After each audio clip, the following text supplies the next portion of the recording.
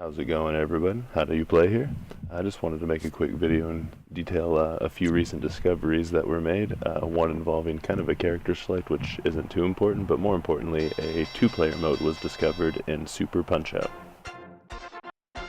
And just real quick before I explain how to get in there, I want to say this does work on the original SNES cartridge, the SNES Classic, the Switch version, as well as emulator. Alright, first things first, to get this set up, you need to have two controllers plugged in. What you do is you go to the start screen where it says push start. You hold R and Y on the second controller and then hit start on the first. Keep holding R and Y on the second controller, and then you should go to a character select screen that has all of the boxers on it.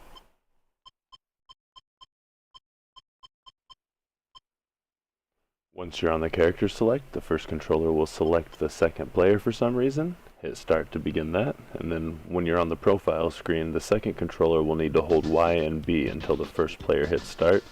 Keep holding it until you see the introductions begin, and then you can release it and you'll be good to go. Once the fight begins, you should have control of the opponent. You can kind of do a little dance or just do things he would normally never do to kind of prove that you are in control, and then you're good to fight.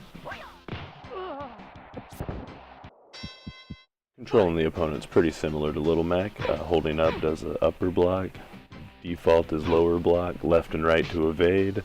All of the face buttons will do different attacks, A, B, Y, and X, as well as up A, B, Y, and X, and down A, B, Y, and X. So definitely experiment around with each of the boxers and see what you can do. Just using the face buttons and all the up and down keys, you can figure out pretty much all of the opponent's moves.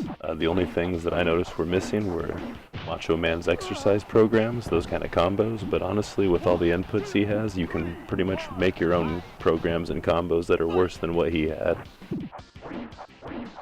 Which kind of leads me into my final point here. As fun of a mode as it is, pretty much its entertainment value will come from being able to play all the characters that you thought were unplayable and just having a two-player mode, and that is pretty cool. With that said, it's not very balanced. For example, you can spam the strongest attacks, and that's especially a problem with the end game guys. If the first player is not very experienced and doesn't know how to counter much or do anything, it's gonna be the end real quick. Another example of imbalance can be found with the automatic blocking on the opponent's late game. Narcissus Prince, for example, requires a counter to hit, so the second player could just sit there and block everything and never attack. So there's definitely a few opportunities for trolling there. Or another example would be Hoy gets an auto counter when he blocks, he pushes, and that can be, super advantageous to being able to block well as him. All in all though, I think it's really cool that they were able to find a secret two-player mode hidden in a game that's over 25 years old.